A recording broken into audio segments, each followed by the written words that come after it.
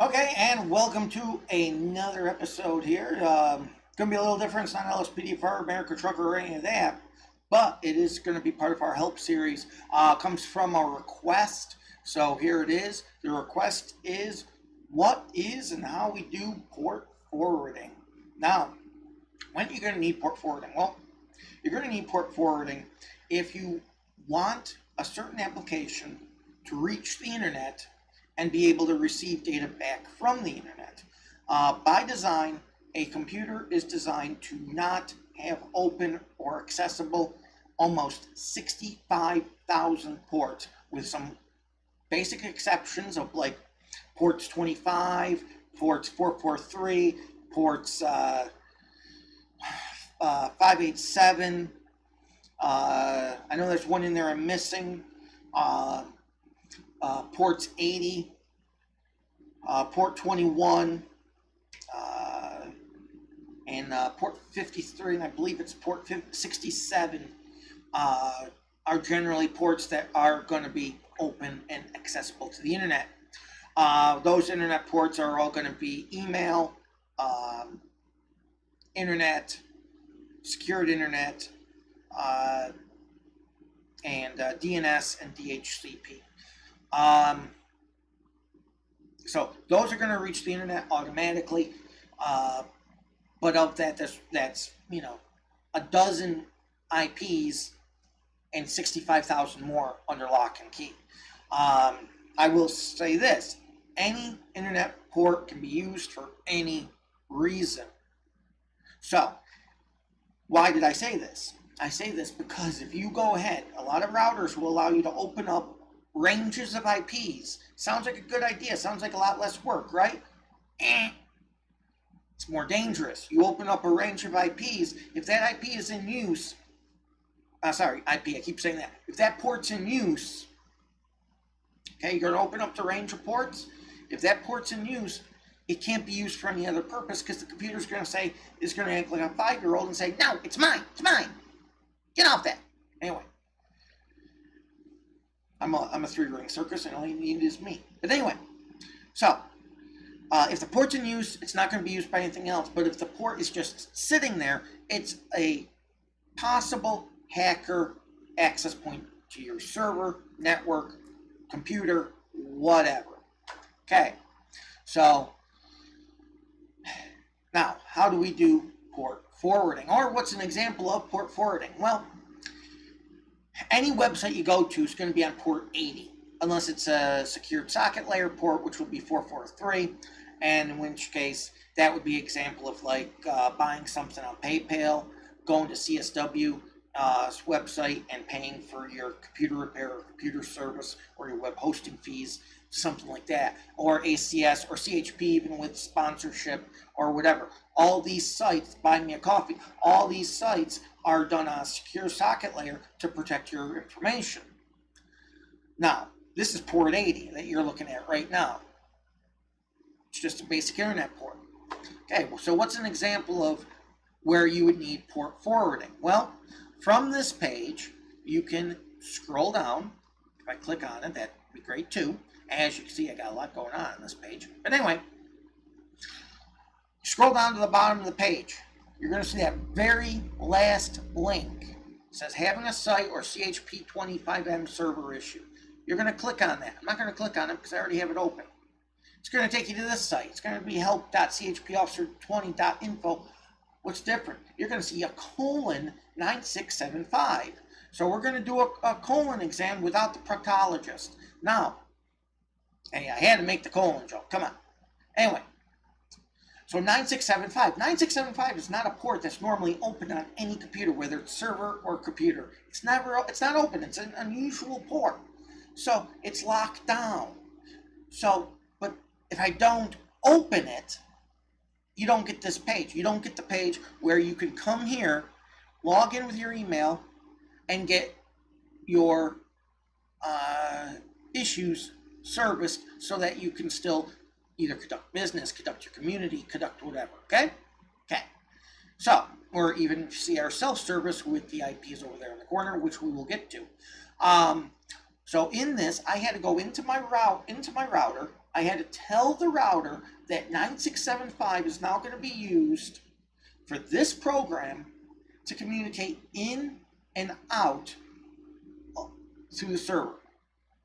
So that's going to open it on the gateway.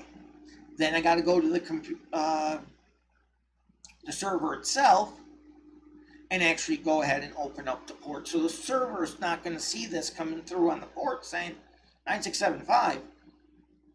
No, I don't have you open on me. I'm not even accepting the call. This is what I do. I give voices to inanimate objects. Anyway, so there's two things we have to do for port forwarding, as I just said them. Now,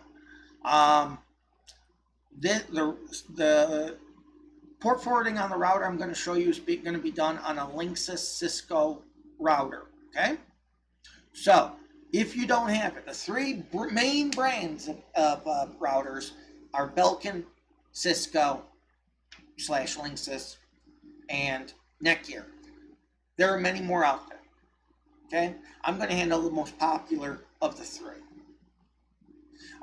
If you have one of those other brands that's not under the grouping I just said, please go to Google.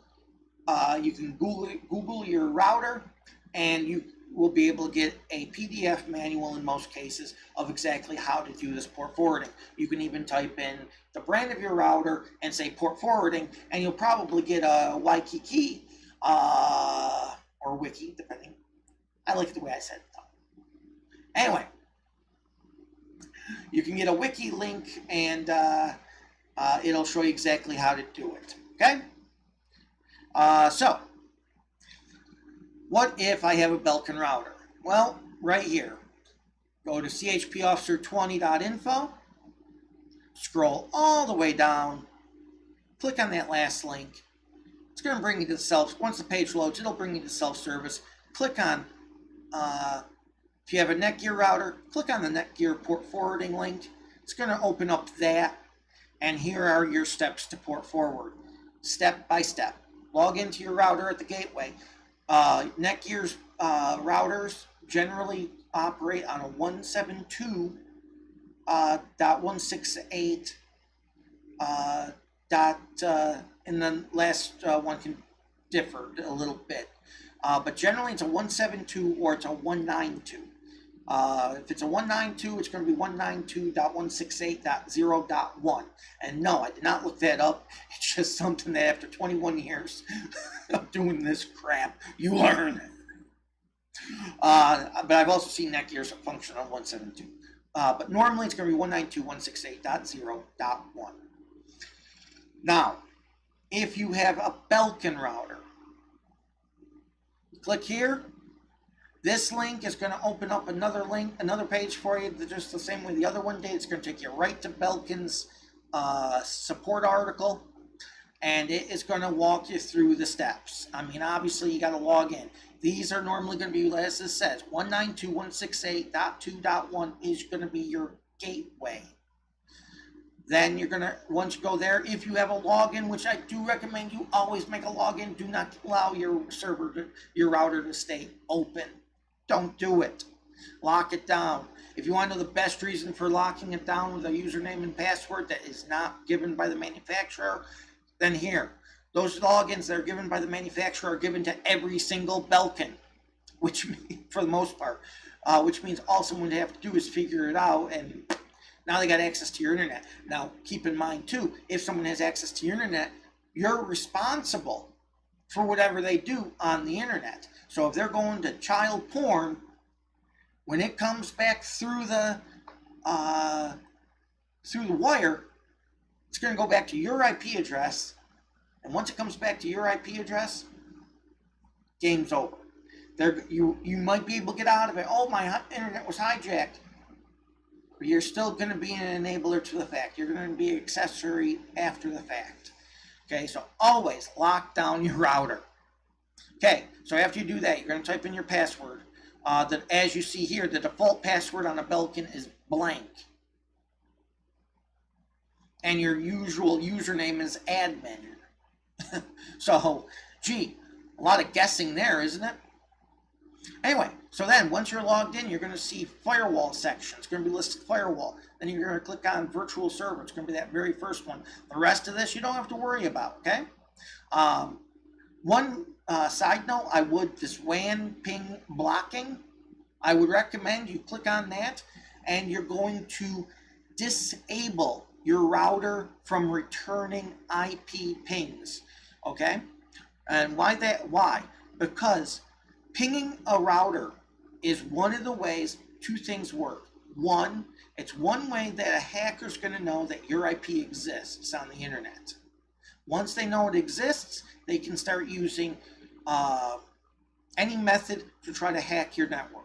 Number two, at this stage of the game, everyone's heard of ping of death, okay? That takes down servers and whatnot. Well, the ping of death, what it is exactly what that's going to block. Basically, it's no different than you going into DOS, okay? I'll tell you how to do it. Go to command, go to start, type in CMD. You're going to see the DOS control panel pop up in your search. Click on that. Then simply type ping space www.google.com. Okay? It's gonna ping google.com. It's gonna find Google's IP address and start pinging it. It'll ping it 4 times. That is how a public IP will get the ping of death. If you block it off here, all it's going to do when any software, hacker, or otherwise pings your router, it's going to come back with they're going to ping 4 times. It's going to come back with timed out each time. There's only 2 reasons. Well, maybe a couple more, but I'm going to give you a couple main reasons you'll get a timed out. Either something's wrong with your internet, the IP is not in service, there's something blocking that, such as someone turning off the ping ability in their router. I would recommend doing that to safeguard yourself from getting attacked with the ping of death. Okay. After you go into virtual servers, you're going to see this list. Okay? Basically how this list works is you're going to click enable in the box. You're going to click whatever it is you want. In this case, as you see, they're using Xbox 1, 2, 3, 4, so on. Okay? You're going to type in the description. The description doesn't matter. Okay? Does not matter. It's kind of like the president and Congress when it comes to matters of the economy. It doesn't matter. It's controlled by the Federal Reserve Chairman. But anyway, enough of that. The description does not matter. The port is what matters. This is just something for you to remember what it is. Then you're going to type in your inbound port. This is where it's going to come in on. So it's going to be whatever your external IP is, colon, whatever your external port is. You don't have to do it on port 80, but on a port like 3074, it would be, well, we'll use their example, 192.168.2.50 colon 3074. I'm using that as an external IP. It's not. That's internal IP. Just exchange whatever I just said with your internal. Okay? So it's going to be your external IP, otherwise known as your WAN IP, colon 3074. That's your incoming. Okay? That means it's going to come into your server, go into your gateway. Your gateway is going to say, okay, I'm going to send it to the where I need to send it on port 3074 into, if this was your private IP address for your server, 192.168.2.101, it's going to access port 3074 on that port to get the required information. What does it mean if you do both, or TCP/IP or UDP? Generally speaking, if you're doing this for 5M, you don't need to worry about UDP. Okay? The standard telnet protocol, communication protocol, works. You don't generally need to use the universal. Okay? However, if you wanted to say both, okay, fine. Otherwise, just doing TCP will be fine. Okay, and that is port forwarding on Belkin router. You're going to type in, you're going to enable it, type in what's going to help you to remember what it is, type in the port it's going to come in on. You could go TCP IP or both. Type in whatever the internal IP of your server is, and then the port it's going to access. These two aren't necessarily going to be the same thing on every case, but on 99.9% of the time for FiveM, it's going to be identical. Okay. Once you do that, you're going to click Apply Changes. At this point, your router is going to shut down, and it's going to restart. Once it restarts, it's going to activate that port to come in on 3074 and go to your router and go to your respective server. Okay.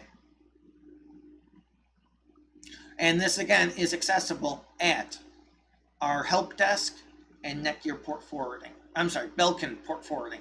On a Netgear router, it's going to be, you're going to go to your gateway address. These are generally going to be either 172 or 192. If it's 192, like I said, 192.168.0.1. So you're going to type in the default gateway. And of course, this is editable by you, so it's whatever you chose if it's not the default. Once you do that and you log in, you're going to go to Advanced. You're going to go to Port Forwarding, and it's going to be Port Forwarding, Port Triggering. You're going to add a custom service. You're going to enter the device name. Now again, the device name is going to be just like we did down here. The device name does not matter. It's just whatever you're using to remember. You're going to use the starting port. The starting port is what the information is going to come in on. Okay? In this case, 3074. End port. This is the port it's going to end up on when it goes to your server. Okay? So, actually, yeah, 3074 is going to come in on, 3074 is going to leave on to go to 3074 on your server or whatever computer you're having to go towards. Okay? In this case, they used 192.168.2.101, and it's going to go in on the server on that same port. Then, of course, TCP, UDP protocols, talked about that already. For FiveM, it's always going to be TCP, but it's no harm, no foul if you want to do both. If it times out on TCP, it will switch over automatically to UDP if you have both enabled. So if you did, no harm, no foul. Okay, once you do that, Netgear is going to shut down and restart. Okay, now I'll show you on the one that I have, the Linksys and /Cisco router system, which of course, there we go. I can only do what I just did so quick because I'm actually logged in inside the network, several miles from me, but you know, several miles in several states, but we won't get into that right now. Anyway, so here's my router page. On the Linksys Cisco routers, you're going to go to Security. Once you're in Security, you're going to see these three tabs: Firewall, DMZ, Apps. Okay? You're going to go to Apps and Gaming. Now you're going to have these options: Single Port Forwarding, Port Range Forwarding, Port Range Triggering. In this case, we're just going to go to Single Port. Okay? We're going to go ahead and delete that. And this way we can go ahead and bring it back. Okay, as you see, here's some ports forwarding on this router. And here are my application names: DNS, DHCP, Web. I don't actually have to do that. That is an open port automatically, but I did just because this way I know for sure it's going to be routed to the right router, routed to the right server, so it's going to utilize DNS and DHCP for the internal network and all the virtual PCs that are in there. This right here is nothing but our TeamSpeak, and it's going to be for the 5M, and it gets routed to that particular server. These are the ports that it gets directed to. Here's the external port that is facing the internet. It comes in on the WAN IP. It comes in on that port. It gets shifted over. Once the operator says, oh, connecting your call now, it goes out on 30033 to go to the server. I did pick both. I always do. It's 25 years of habit, 25 years in computers, 21 professionally. So it's a habit now. It's not going to break. So I just select both. It's going to go in on TCP/IP protocol first, going to be accepted at the server, and then it's going to go back out on 30033 so it can make the connections for the incoming TeamSpeak user. Now, I opened up all 4 of these ports because these are all 4 ports that TeamSpeak communicates on. So I actually have to go in. Now, I could have opened up a range, kind of, but I can't because the range would have had to been huge. So I open up 30033 on the external and the internal. I open up 10.0.11, 10.0.0.11, 41.144, and 99.87 on both protocols, all going to the same server, the 2.7. And I, of course, enable them, so it's true. And then I apply. And those ports are open. As you see, the ticket server is the same way.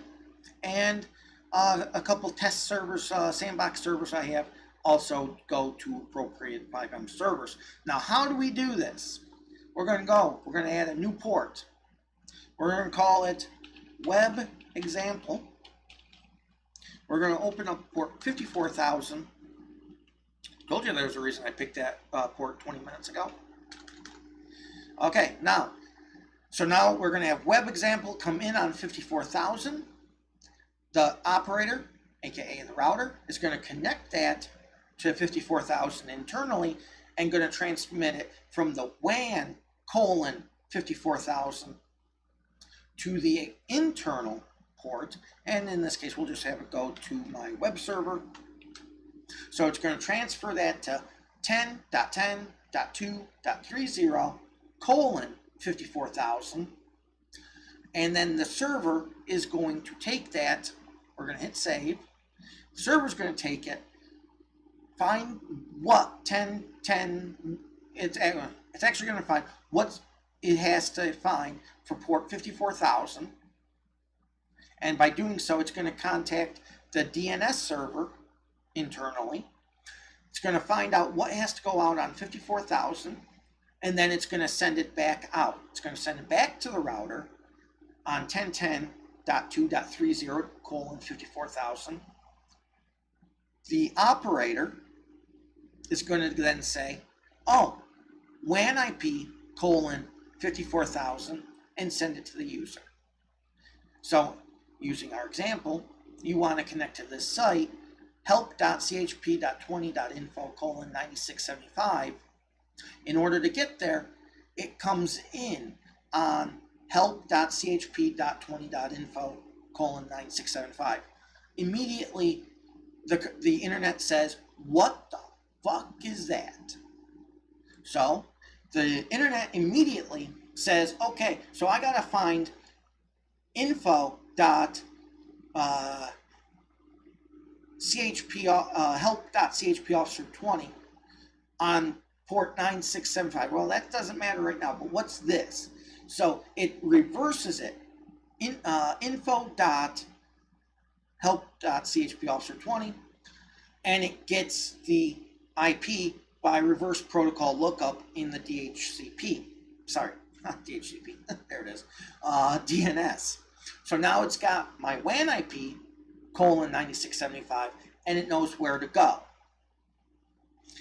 So then, by then, it hits the gateway. Once it hits the gateway now says, and we'll take, as soon as this decides not to, there we go. So now, it hits the gateway. on port 9675, WAN IP dot colon 9675. It transmits it to, it does its little lookup here. It says, oh, I got to transfer that to 10.10.230.9675. Okay. It goes to the server. Server says, what do I have to do for 9675? It finds it. And it says, oh, you want the help desk. So then it brings the help desk back to 10.10.230.9675. The gateway says WAN IP 9675, and it transmits it back to your computer as that. That is port forwarding on the hardware. It's really simple on the firewall. All you got to do is go to Windows Firewall, and for that, you can type firewall or just Windows Firewall, and it'll actually come up right there. You're going to click. You're going to get a prompt here that you need an admin authority.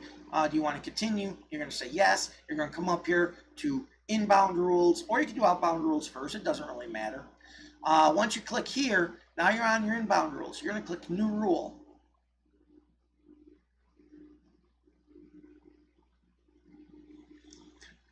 You could do it by program, port, predefined. You could do custom. Just do port.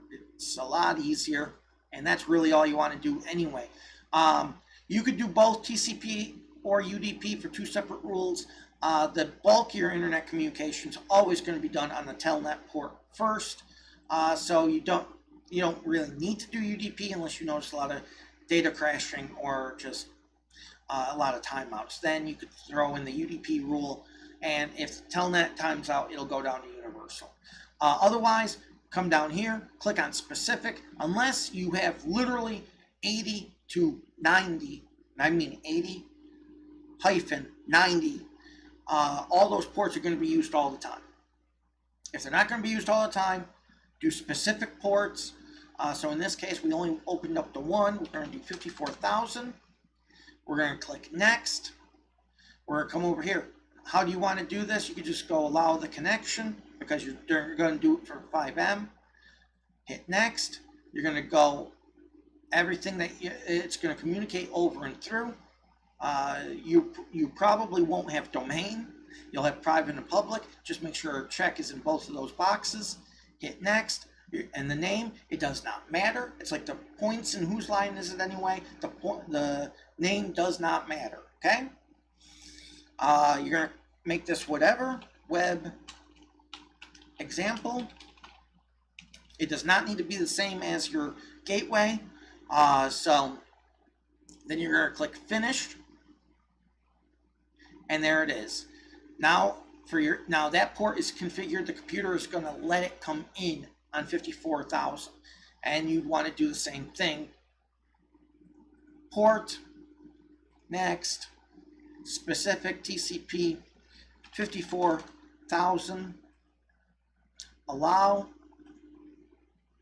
set, web example, name does not matter, finish, and that's all it is. Now, when that port comes in on the router, the gateway, it's going to come in on the gateway, it's going to get transferred from your WAN IP to your internal IP to go to your server or your computer, whatever.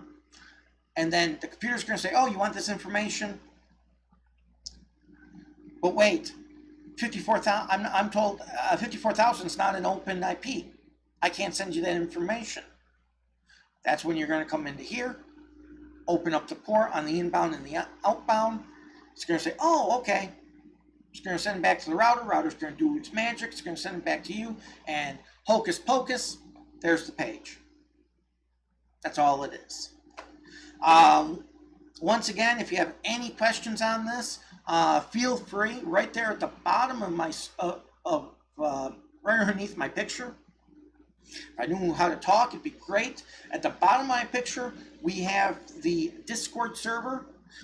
Discord server links, of course, as many of you know, are case sensitive. You do have to type it in exactly as you see it there. But if you have any questions, by all means, go ahead and join our Discord server. That link is non-expirable, and all you got to do is join, ask your question. We between myself, my SpyVM server developer, we have a lot of people who can actually step in and help you with your port forwarding needs. Other than that, if you like this video, go ahead and hit that like button for me. If you really like the video and you want to help me make some more and help me keep the lights on, go ahead and you can buy me a coffee there. It's not required. Just if you really liked it and you really want to help me keep the lights on the entertainment side, go ahead and just have to click that button. That is a secured link, SSL. Anyway, thanks for watching, and glad to be of service as always. But until next time, as always, it is 1Adam20 saying to dispatch, show me code 4107, and of course 1042.